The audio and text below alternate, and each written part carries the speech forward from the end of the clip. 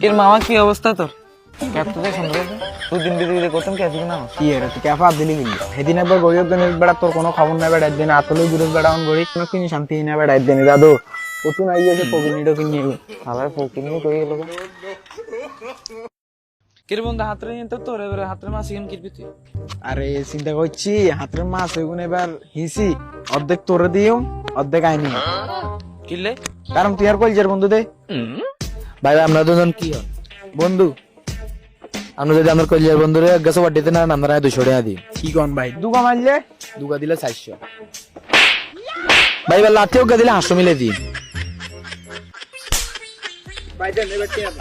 ভাই এলাম টাকা